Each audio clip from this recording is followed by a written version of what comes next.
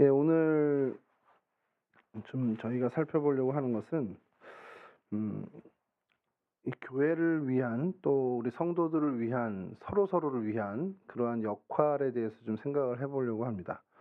그리고 그 역할을 잘 해냈던 한 사람을 저희가 좀 보면서 어 그 뭐 좀 결단을 하고 우리가 교회 공동체 안에 또는 지체들 사이에서 좀 어떠한 역할을 하고 어떠한 모습으로 좀 살아가야 하는지를 좀 생각해 보려고 합니다. 오늘 좀 목소리에 힘이 없거나 좀 숨차해도 좀 이해를 해 주시기 바랍니다. 제가 4-5 번이었나? 3-4 번, 4-5 번, 4-5번 갈비뼈에 금이 가 가지고 지금 하품을 해도 힘들고 재채기를 면 더 아프고 계단을 쿵쿵 내려가면 울려서 아프고 이제 그런 상황입니다. 자다가도 이렇게 돌아 눕다가 통증 때문에 일어나거든요. 자, 그걸로만 잘 버텼는데 좀 왼쪽 팔이 오늘 아침부터 아프기 시작했습니다. 멍든 데 이렇게 누르면 아픈 것처럼 계속 아프기 시작해 가지고 제가 이렇게 하다가 막 설교 이렇게 하다가 탁 아프면 이럴 수도 있으니까 목사님 왜 저러나 그러지 마시고 이해해 주시기 바랍니다. 예수님 승천하신 후에 이제 교회들이 막 이제 태동하기 시작했습니다. 사실은 교회들이 생기려고 생긴 건 아니에요. 그러니까 '우리 교회를 만들자. 우리 가서 개척하자.' 그래서 교회들이 생긴 게 아니라 주님이 가시면서 뭐라 그랬습니까? 제자들과 주님을 따르는 많은 무리에게 "내가 곧 온다."라고 말씀을 하셨죠. 기억나면 이렇게 대답하셔도 됩니다. 자, 그러니까 뭐 굳이 뭘 만들 것도 없고 어디 생업에 다시 돌아갈 필요도 없고 주님 금방 오신다 그랬으니까 그냥 우리 기도하고 있으면 되는 거예요. 기도하고 찬송하고 주님 바라고 있으면 되는데 이게 시간이 점점 지나가는 거예요. 오신다던 주님은 오시지도 않고. 저희 어머니가 예전에 한번 저한테 지나가는 말로 그런 얘기를 했거든요. 제가 막 "아 나 빨리 예수님 왔으면 좋겠어." 뭐 이런 얘기. 그러니까 이제 그때는 솔직하게 얘기해서 이 시험 안 봤으면 좋겠고 이 어려운 거 그냥 안 했으면 좋겠고 그냥 주님 왔으면 좋겠어. 주님 오면 다 끝나니까 이제 그런 마음으로 살짝 이제 얘기를 어머니한테 얘기를 했더니 저희 어머니 하시는 말씀이 "야 나 국민학교 때도 온다던 주님 아직도 안 오셨다." 그러시는 거예요. 그래서 그렇구나. 이게 이렇게 더뎌지는 것이 이때 초대교회 사람들만의 얘기가 아니라 오늘 우리의 얘기도 될 수 있다. 그러다 보니까 뭡니까? 예수 그리스도의 이 재림이 우리의 굉장히 큰 소망인데 이게 그냥 되게 희미해지고 있는 거죠. 초대교회 시절에도 그랬습니다. 교회가 태동되기 전에 모두가 이제 주님이 오실 걸 기대하고 있었는데 그게 점점 늦어지면서 어 이제 사람들이 죽어가겠죠, 나이가 드니까. 그러니까 뭐가 필요합니까? 예수님에 대한 이야기가 다음 세대에게 전달이 될 필요가 있는 거예요. 그래서 사실 기록물들도 나오게 되고 그 공동체 안에서 예수님에 대한 기억을 계속해서 회상하기 위해서 예배도 드리게 되고 하는 이제 그런 것들이 이제 벌어지면서 이제 그 공동체가 생기고 이제 그것이 교회로 이어지게 되죠. 자, 이때 이제 주님 승천 이후에 그 1 세기 고 사이에 계속해서 교회가 생겨나고 인제 사람들이 모이게 되고 복음이 전파되고 이러는 때에 굉장히 중심적인 인물로 떠오른 사람이 있었습니다. 예수님의 12 제자 가운데도 속하지 않았던 사도 바울이라는 사람이 막 중심 인물로 떠오르고 그를 통해서 정말 복음이 뭐 곳곳에 각 지역에 막 이제 복음이 전파되고 뭐 계속해서 많은 사람들이 동역을 하면서 그를 통해 정말 하나님이 역사하시는 것을 이제 목격하게 되는 일이 벌어지게 됐어요. 그러면서 교회도 왕성하게 세워지는 그런 큰 일들이 한 큰 지류로 가고 있는데 또 한편의 흐름은 뭐였냐면 그러다 보니까 이제 거짓 선교사들도 많았고 그 거짓 선교사들이 잘못된 가르침을 가리키게 됩니다. 그때 당시에 제일 큰 이단이었던 것은 이제 영지주의인데 주님이 이 더러운 육신을 입었을 리가 없다는 거예요. 그러니까 거룩하신 하나님이 이런 더러운 썩어 없어질 이 더러운 육체를 입었을 리가 없다는 거예요. 이제 그게 영지주의의 핵심입니다. 이제 그런 어떤 굉장히 거짓 가르침들이 많이 인제 퍼지게 되고 그러다 보니까 이제 사도 바울을 비롯한 이 어떻게 보면 주님의 제자들이 어떤 필요가 생겼냐면 교회가 이제 혼란해지는 거죠. 거짓된 가르침들이 교회로 들어오다 보니까 진짜야?' 그러면서 막 헷갈려하니까 그것을 바로잡아 주기 위한 해결책이 필요했습니다. 그러면 어떻게 하겠습니까? 요즘 청년부 공동체에 뭔가 좀 잘못된 가르침이 이렇게 확산되고 있어요. 그럼 어떻게 해야 되죠? 근데 만나기가 어려워. 일 주일에 한 번밖에 못 만나니까. 요즘 같으면 어떻게 하겠어요? 유튜브 채널이라도 열면 되죠. 그래서 진실을 말한다 뭐 이러면서 동성교회 청년들 뭐 모여라 뭐 이렇게 하면 되는데 사도 바울 시절에는 이런 어떤 매체들이 전혀 없었습니다. 유일한 매체는 글로 편지를 쓰는 것밖에 없죠. 사실 그러한 일들, 저 교회 공동체에 문제가 생겼어요. 거짓된 어떤 가르침들이 확산되고 있어요. 사람들 사이에 분쟁이 일어났습니다. 이런 소식을 듣고 그 교회 공동체에게 권면을 해주는 글을 썼습니다. 그게 사도 바울의 주된 사역이었는데, 자, 글을 쓰면서 그것을 이제 전달을 하죠. 그리고 사람들이 그 교회에서 그 글을 읽고, 야, 우리가 이러이러한 부분들이 잘못된 거였구나, 이제 깨우치게 되는데, 이 글들이 사실 오늘날의 이 바울서신 성경이 된 겁니다. 자, 바울의 주된 사역이 그렇게 됐어요. 그래서 그렇게 편지를 사람의 편에 인편으로 보내는 게 그의 해결책이었습니다. 자, 요게 이때 당시의 상황인데, 그럼 바울이 직접 가면 제일 좋잖아요, 사실. 저자 직강이라고 해가지고 쓴 사람이 가서 설명해주면 제일 좋은데, 그게 뭐 물리적으로 안 됩니다. 시간도 안 되고 역량도 안 되고. 자, 그래 바울이 생각하겠죠. 이 편지를 누가 들고 가서 이 편지의 내용을 설명해 주는 게 좋을까? 그럼 여러분 기준이 어떻겠어요? 이 편지의 내용을 나만큼은 아니더라도 거의 나와 비슷하게 알고 있는 사람, 그런 믿음이 있는 사람이 가야 되는 게 맞죠. 그리고 내가 저 교회를 생각하는 그 어떤 생각하는 마음도 얼추 비슷한 사람이 가는 게 맞습니다. 자, 그러다 보니까 그 편지를 보내고 그 편지를 가져간 그 사람이 그곳에서 어느 정도 목회를 하게 되는 것이 계속 반복되는 일이에요. 이 바울서신의 이야기가. 그 중에 한 사람이 바로 이 두기고라는 사람이 있었습니다. 오늘 저희가 좀 살펴볼 사람이 두기고인데, 이름은 뭐 두기고라고 저 한글로 돼 있지만 실제 발음은 디키코라고 이렇게 씁니다. 그래서 뜻은 행우나, 우리말로는 행우나. 그러니까 한자로 이름을 만약에 한다면 그 행운할 때 행자를 넣는 거겠죠. 뭐 이렇게 가행, 뭐 가행자 뭐 이렇게 이런 식으로. 아자니까 뭐 사내아이 윤자 써서 행윤이 뭐 이런 식으로 가행윤 이런 정도의 이름이 될까 싶은데, 그냥 그런 이름을 가졌던 사람이고, 이 사람이 그 아시아 출신인데 바울의 3차 전도 여행 때부터 바울과 함께하게 됩니다. 그리고 뭐 훗날 뭐 이따도 얘기했지만 디도서를 가지고 가서 그 공동체의 목회를 또 디도의 후임으로 그 섬에서 목회를 하게 되는 것도 이제 역사학자에서 이야기를 합니다. 여하튼 바울이 이제 골로새 교회에 문제가 있는 것을 해결하기 위해 골로새서를 썼는데, 그 편지를 들고 간 사람이 두기고라는 사람이라는 거죠. 그러니까 그만큼 사도 바울이 신앙관에 있어서, 그리고 목회 역량에 있어서 굉장히 신뢰를 한 사람이라는 것을 우리가 알 수 있다라는 겁니다. 그러니까 그런 사도 바울의 동역자였다라는 것.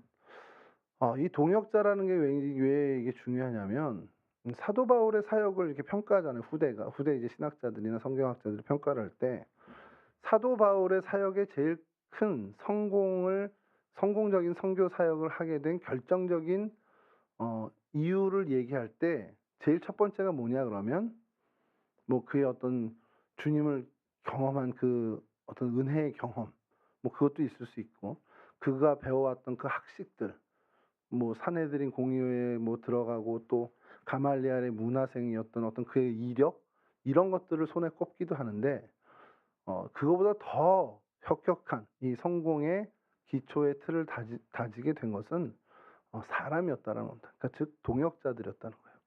그러니까 사도 바울의 이 선교 사역, 그의 목회의 성패는 결국 동역자들에게 달려 있었고, 그 동역자들로 인해서 이런 성공적인 복음의 사역을 감당했다라는 것이 성경학자들 그리고 신학자들의 공동된 평가입니다.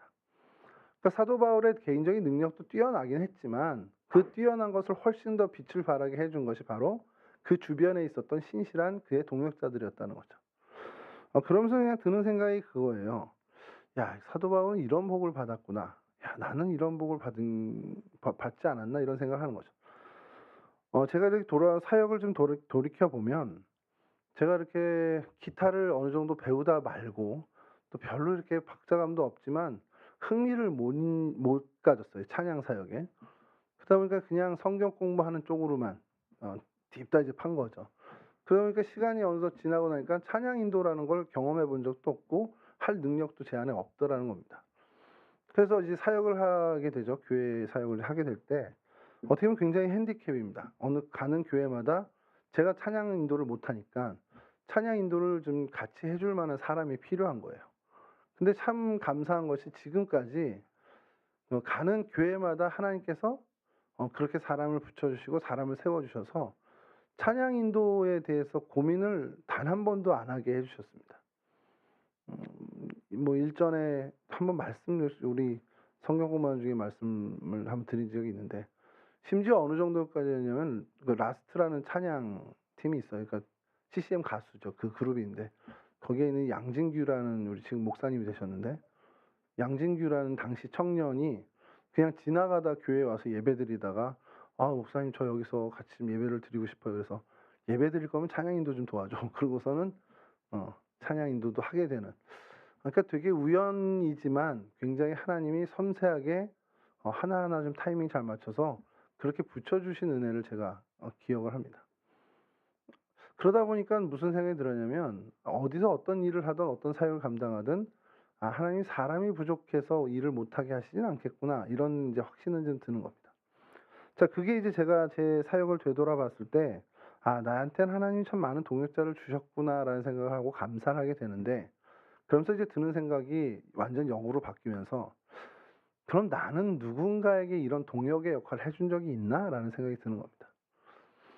그게 이제 이제 담임 목사님과 저의 관계처럼 누군가 저를 이제 부리는 어떤 그런 식이 아니더라도, 내가 누군가에게, 우리 청년들에게라도 어떤 동역자로서의 어떤 의미를 가진 적이 있나라는 생각을 해보면, 하나님이 내게 동역자를 붙여주신 것보다 훨씬 미미하고 초라하더라는 거죠. 그래서 좀 반성을 하게 되는 것이, 하나님 내게 동역자를 붙여주신 것만큼은 아니더라도 그래도 내가 누군가의 이런 아름다운 동역을 할 수 있는 사람이 됐으면 좋겠습니다라는 생각을 좀 하게 되는 거죠. 요즘 제가 또 슬램덩크에 다시 좀 빠져가지고 다시 보고 있는데, 명언 있잖아요. 왼손은 거들 뿐. 모르세요? 왼손은 슛을 할 때 아무 역할을 안 하고 그냥 거들어 준다는 역할만 한다는 겁니다. 그게 어떻게 보면 조력자, 동역자의 의미가 된다면, 여러분들이 하나님을 바라보고 나아가는데 내가 좀 그런 왼손 역할을 해줄 수 있으면 좋겠다라는 생각을 합니다. 오른손 역할을 해서 여러분들을 막 잡아 끌 수도 있겠지만, 그것보다도 왼손의 어떤 역할로 여러분들이 하나님을 찾아가고 하나님을 만나고 하나님과 교제하는 것에 좀 뭔가 내가 동역을 할 수 있는, 도움을 줄 수 있는 그런 조력자, 동역자가 좀 됐으면 좋겠다라는 생각을 좀 해보게 됐습니다. 여러분들도 그랬으면 좋겠어요. 하나님 내게 어떤 동역자를 붙여주세요라는 기도와 또한 그런 바람도 좋지만, 그것 물론 계속 해야 되는 겁니다만, 반대로 하나님 내가 누군가에게 좀 도움이 되는 사람이 됐으면 좋겠습니다. 내가 우리 청년부 공동체 안에 그냥 도움이 되는 사람이 됐으면, 그런 어떤 역할이 있다면 하나님 나한테 주시면 좋겠습니다라고 기도하고 결단할 수 있는 저희들이 좀 됐으면 좋겠다는 생각이죠. 자, 그러면서 이제 이 두기고를 계속 살펴보는데, 두기고는 사랑받는 사람이라는 것이 오늘 본문에 있습니다. 제가 이 7절을 좀 다시 읽어드릴게요. 두기고와 내 사정을 다 너에게 알려주르니 그는 사랑받는 형제요 신실한 일꾼이요 주 안에서 함께 종이 된 자니라. 여러 표현을 쓰는데 그는 사랑받는 형제요라는 표현입니다. 이게 그 성경에서 이 사람을 보증하는 거잖아요. 두기고 어떤 사람이야 그러면 여러 사람의 말이 있겠죠. 그의 육촌 동생은 이렇게 얘기했다. 그의 사촌은 이렇게 얘기했고, 그의 제일 친한 친구는 두기고에 대해서 이렇게 얘기했다가 있지만, 무엇보다도 성경에서 두기고는 이렇게 얘기되고 있다. 성경은 두기고에 대해서 이렇게 얘기한다. 근데 그 첫 번째가 그는 사랑받는 사람이었다라는 거예요. 굉장히 여러분 영광 아닙니까? 성경에서 확정해줘. 이 사람 사랑받는 사람, 사랑받을 만한 사람이고 사랑을 받은 사람이야 라는 거죠. 동성교회에서 공식적으로 예를 들어서 우리 청년 누구에게 저 친구는 사랑받는 사람입니다. 이것도 대단한 건데, 성경에서 그 사람에 대해서 그렇게 얘기했다. 이건 저희가 얻을 수 있는 최고의 영광이죠. 자, 그러면 어떤 모습이었길래 사랑을 받았을까? 적어도 외모는 아니었을 것 같아요. 외모가 출중해서 사랑을 받았다, 이거는 아닐 것 같습니다. 그럼 뭘까요? 여러분 주변을 한번 생각해 보세요. 여러분들의 사랑을 받고 이게 이성 간의 사랑이 아니라 그냥 여러분들의 그 정말 인간 대 인간의 사랑, 그 사랑을 받는 사람들 한번 있잖아요, 주변에. 여러분 한번 생각해 보세요. 여러분 주변에 정말 사랑스러운 사람, 저 사람 참 너무 괜찮아 하고서 늘 뭔가 내가 베풀어 주고 싶은 그런 사람들이 한두 명은 있잖아요. 저를 생각하지 마시고요. 저를 이제 제외하고 생각해 보시면 그 사람의 어디가 좋아서 그렇게 여러분 그런 생각이 듭니까? 여러분 이제 쉽게 가죠. 이렇게 자꾸 분위기 다운되는데. 윤섭이 한번 생각해 보시죠. 한번 봐주세요. 한번 돌아보세요. 다. 윤섭이. 자, 분명 우리 외모는 아닙니다. 외모는 아니지만 아니 외모로 저 정도 사랑을 줄 수는 없어. 제가 이렇게 좋아하는 마음이 윤섭이를 생각하는 마음이 외모에서만 출발됐다면 이건 아니 그러니까 다른 게 있을 거라는 거죠. 뭐가 있습니까? 여러분 한 사람씩 다 있을 거 아니에요. 제가 목사님하고 토요일 날 이제 급하게 이제 신방을 나가야 돼서 나가고 있는데 윤섭이가 그 태바울 입구에서 막 머뭇머뭇하는 걸 저와 목사님이 봤습니다. 저는 알죠. 윤섭이가 왜 왔는지. 드럼 연습을 하러 온 거예요. 근데 목사님은 윤섭이가 왜 왔는지 모르잖아요. 어떤 생각을 하셨을까? 제가 뭐 훔치러 왔나? 이런 생각 안 했겠지만 윤섭이가 뭔 일이 있어서 왔나? 걱정도 됐을 거란 말이에요. 근데 그걸 아는 저는 걱정 하나도 안 하고 그냥 대견한 마음에 제가 목사님한테 드럼 연습하러 왔어요. 근데 목사님이 그러면서 되게 기뻐하시는 거죠. 윤섭이를 목사님이 좋아하는 건 그냥 티 나지 않아요. 여러분 담임 목사님 좋아하는 건 티가 그냥 나거든요. 뭐 몽골에서 얻은 굉장히 열매라고까지 얘기를 하세요 저한테. 그래서 저도 윤섭이가 여기서 연습하는 거 보면은 여러분 그 시간에 저 또래 친구들은 사실 나가서 노는 게 훨씬 재밌습니다. 친구 만나고 토요일 그 낮에 이건 제 기준이 아니라 정말 어떻게 보면 윤섭이 또래 누군가 교회 안 다니는 친구가 지나가다 이런 모습을 봤으면 쟤는 도대체 뭐지? 이 시간에 왜 여기 틀어박혀가지고 저렇게 하고 있지? 이렇게 생각할 수 있지만 아는 저 같은 사람이 보면 제가 내일 또 우리 청년부 그때 찬양제 연습할 때니까 저 시간을 위해서 이 토요일 낮 시간을 정말 와서 하나님께 드리는구나. 되게 기쁘단 말이에요. 그러면서 윤섭이를 좋아하는 마음이 더 커지고 사랑스러워지는 거죠. 그의 행동입니다. 그의 행동, 그의 선택, 그의 행동, 그의 삶의 자세, 그의 태도. 이걸 보면서 우리는 그 사람에 대해서 사랑이 생겨나는 거예요. 이게 동의가 안 됩니까? 여러분 두기고라는 사람이 어땠는지 우리가 정확히 성경에는 안 나오니까 모르지만 사도 바울이 볼 때도 그의 동역자들이 볼 때 그의 행동과 그의 선택과 그의 태도가 정말 그들의 마음 가운데 정말 기쁨을 줄 만한 태도 그리고 선택 그런 자세를 갖고 있었다라는 것이죠. 여러분 근데 사람이 볼 때도 이렇게 기쁘고 대견하고 사랑스러운데 하나님이 그 모습을 보셨다면 얼마나 더 사랑스러웠겠습니까? 그러니까 하나님이 성경을 통해서 그가 사랑받는 사람이라는 확증을 했다라는 거죠. 이 사랑받는다라는 것, 성경에서 사랑을 받는다, 그렇게 기쁨을 줄 만한 행동을 한 사람이라는 것은 우리가 계속해서 좀 되새겨 볼 만한 것이요. 그가 도대체 어떠한 삶과 어떠한 선택을 했길래 성경마저도 그가 사랑받을 만한 사람이라는 증언을 할까? 내 주변에 그런 사람이 있나? 나는 정말 그런 사람이 될 수 있나? 이런 생각을 좀 해봐야 된다는 겁니다. 여러분은 어때요? 여러분은 정말 누군가에게 기쁨이 되는 사람입니까? 여러분 한번 스스로 생각해 보시죠. 뭐 멀리 가지 말고 내가 우리 가족에게 기쁨이 되는 사람인가라는 생각을 좀 해보면 좋겠어요. 여러분 저는 어떨 것 같아요? 저희 가족에게 기쁨을 주는 사람이 될까요? 집사람이 여기 와 있어가지고 더 이상 얘기를 못 하겠는데 노력은 하자는 거죠. 자 이게 제일 적정선인 것 같아. 저는 사랑을 주는 사람입니다. 얘기는 못 하겠고 그렇다고 여러분들 앞에서 전혀 사랑을 주지 못하고 있어요라는 것도 좀 그렇고 그러니까 사랑을 주도록 노력합시다. 이런 얘기가 제일 적당한 것 같은데 방향을 우리가 놓치진 않아야 되는 게 나로 인해서 내 주변의 사람들이 기쁨을 얻게 되는가라는 것을 늘 체크를 해야 된다는 겁니다. 내가 속한 내 가정에서 내가 저들에게 내 가족들에게 기쁨을 주고 있는지 내가 속한 청년부 공동체 안에서 내가 이 청년부 우리 지체들에게 기쁨을 조금이라도 줄 수 있는 존재로 살아가고 있는지, 내가 내 직장에서 내 직장 동료들에게 내가 정말 어떻게 보면 기쁨을 좀 조금이라도 나누어 주는 삶을 살고 있는지를 매일매일 우리는 체크하면서 살아가야 한다라는 겁니다. 물론 그 근거는 하나님을 사랑하는 그 마음으로 이들을 사랑하기 때문이라는 거죠. 여러분, 하나님의 사랑이 빠진 기쁨을 주는 것은 아부에 지나지 않습니다.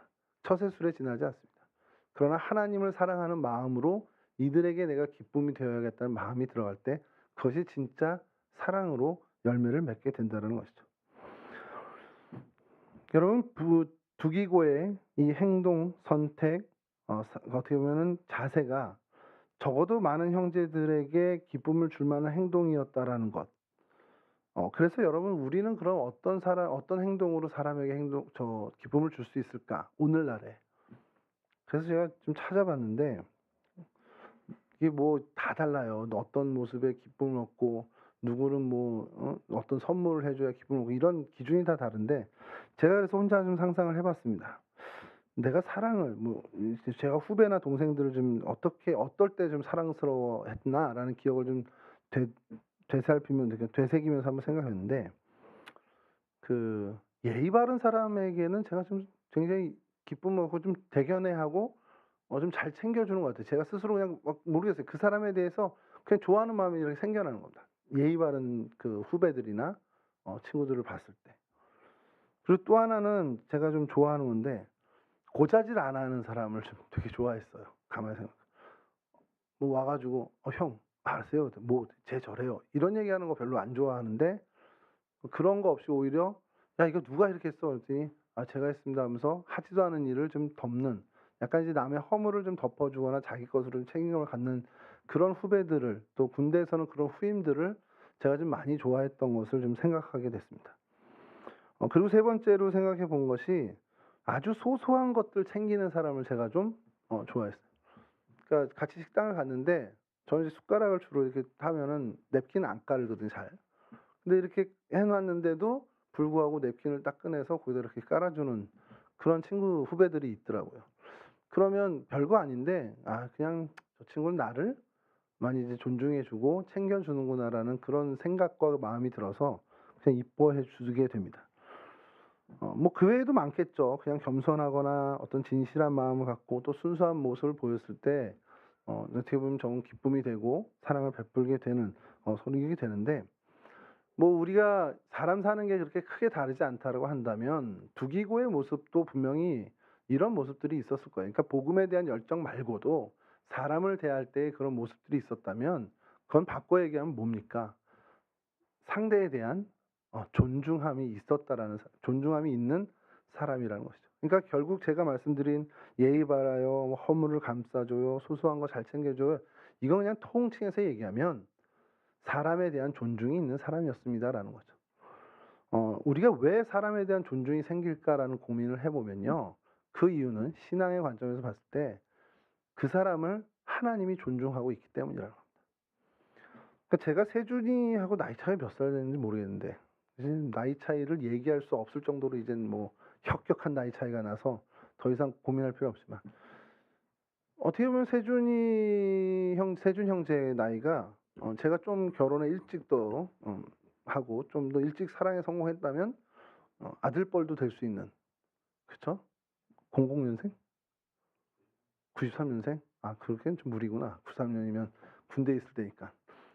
자, 어쨌든 그 정도 나이 차이가 나는데 세준 형제를 제가 어떻게 막대하지 못하는 결정적인 이유는 목사고 청년이고 때문이도 있지만, 그거보다 더 결정적인 건 세준이를 하나님이 존중하고 사랑하고 있기 때문이라는 거예요. 그러니까 제가 사랑하고 제가 존경하고 제가 목숨 걸고 모든 것을 다 바친 나의 하나님이 아끼시는 사람이라는 겁니다. 소중히 여기는 사람이라는 거예요. 그렇다면 제가 함부로 대할 수 없다라는 겁니다. 근데 여러분, 이게 여러분 서로 사이에도 그게 있어야 된다는 거죠. 누군가를 우리가 내가 저 사람에 대해서, 내가 윤섭이에 대해서 존중하고 내 아들뻘 되지만 그래도 내가 예의를 갖추는 것은, 목사니까 어떤 사람들이 목사님이 왜 저렇게 예의 없어 이런 소리를 비난을 두려워해서가 아니라, 적어도 우리 안에선 내가 사랑하는 하나님이 정말 소중히 아끼고 존중하고 소중히 여기는 사람이 나도 함부로 하지 못한다라는 겁니다. 사실 이게 모르는 게 아니에요. 저도 알고 여러분들도 알고 저도 설교까지도 이렇게 하는데 이게 매번 우리가 이제 자꾸 이게 놓치죠.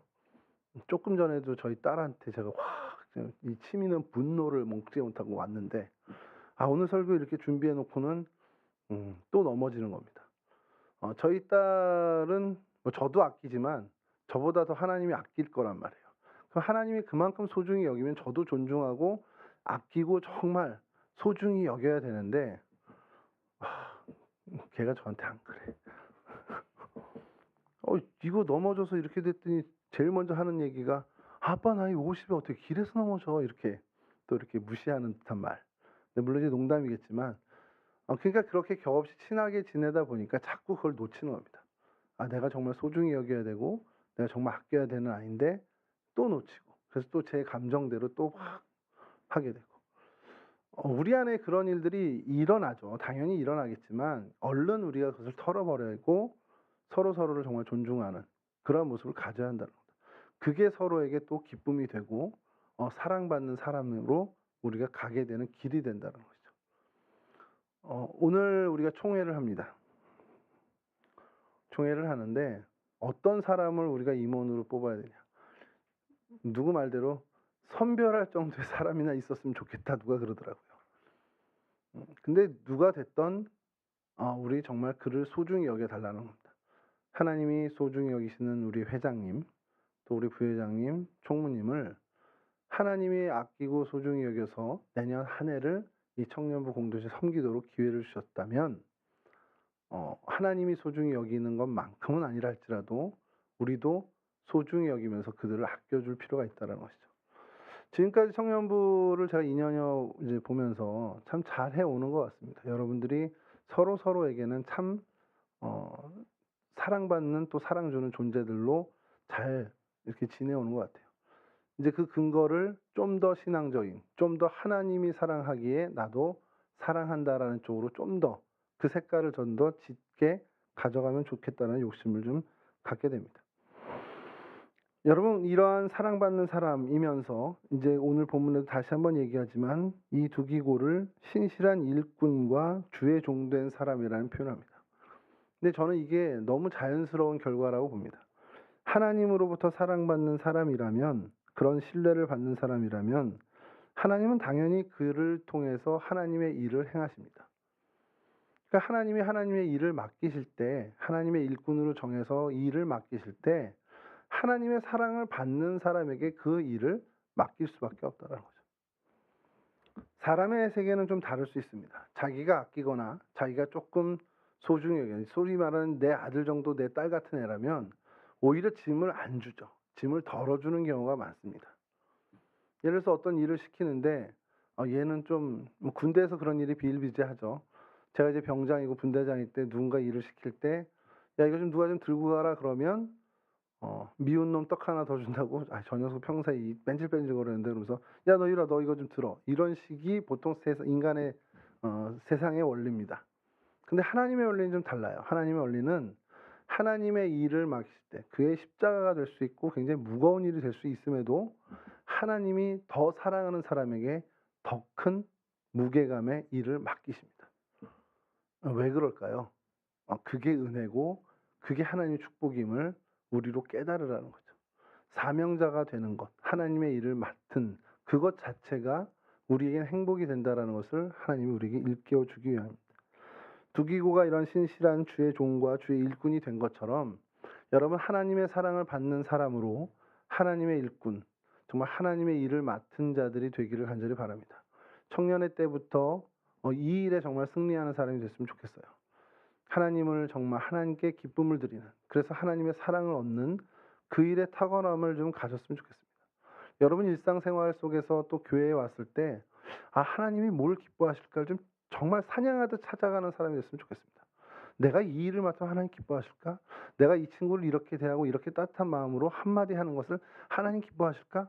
내가 뭘 하면 하나님이 기뻐하실까를 매 순간순간 고민하며 그 선택을 바르게 했으면 좋겠습니다. 그럼 그건 반대로 얘기하면 '내가 이것을 했을 때 하나님이 날 실망하실까?' 이것도 그 마음의 염두를 두라는 겁니다. 주일날 아침에 일어나서 '아 너무 힘들어. 아 오늘 그냥 오늘은 좀 패스할까?' 라는 그 생각이 들 때 질문을 해 보라는 거죠. 지금 이게 하나님께 기쁨을 드리는 걸까? 하나님께 실망을 드리는 걸까? 그렇다면 답은 되게 명확해질 수 있습니다. 그 질문을 갖고 사느냐, 그 질문을 없이 사느냐는 그 삶의 마지막에 갔을 때 엄청난 차이를 가져올 수밖에 없을 겁니다. 여러분 청년의 때부터 이 지금 나의 행동과 이 나의 선택이 하나님께 기쁨을 드리는 것이 될까? 아 이거 하나님께 실망을 드릴까? 그것을 고민하는 질문을 가졌으면 좋겠고요.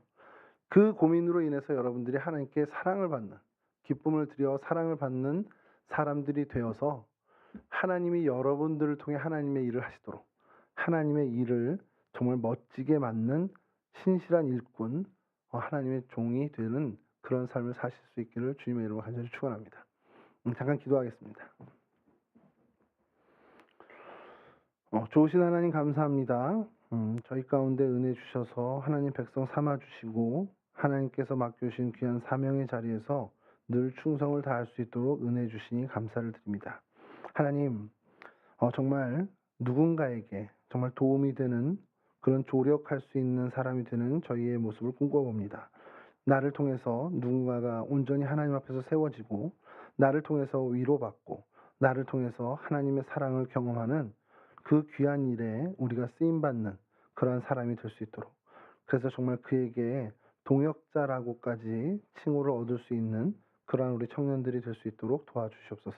특별히 우리 청년부 공동체 안에서 서로가 서로에게 정말 귀한 동역자의 역할을 감당하는 아름다운 관계들이 풍성히 일어나게 하시고, 그래서 하나님께 영광을 돌리는 귀한 공동체의 모습이 될 수 있도록 도와주시옵소서.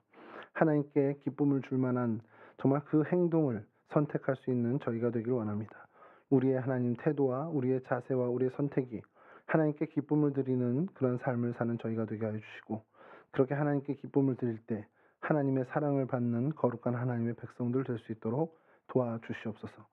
늘 삶을 살아갈 때 선택의 기로에 서서 하나님 무엇인가를 우리가 결정할 때에 이것이 정말 하나님께 기쁨을 드리는 일인지 하나님께 실망을 드리는 일인지를 고민하며 하나님 물을 수 있는 자들 되게 하시고, 그 선택의 기로와 그 모든 상황에서 하나님께 기쁨을 드리는 선택을 바르게 해나가는 그러한 거룩한 하나님의 백성들 될 수 있도록 도와주시옵소서. 그렇게 하나님의 사랑받는 자들 되게 하여 주실 때 하나님 우리에게 하나님의 일을 맡기실 줄 믿습니다. 그런 하나님의 신실한 일꾼, 그런 하나님의 종이 될 수 있는 줄 믿사오니 하나님, 하나님의 일꾼으로 하나님의 종으로 이 땅을 정말 새롭게 하며 이 땅을 하나님의 나라로 일구어가는 쓰임받는 주의 귀한 일꾼들이 다 될 수 있도록 우리 동성애 청년들 한 사람 한 사람을 붙잡아 주시옵소서. 모든 것 주께 맡깁니다. 우리를 인도하여 주시옵소서. 예수 그리스도 거룩하신 이름으로 기도합니다. 아멘.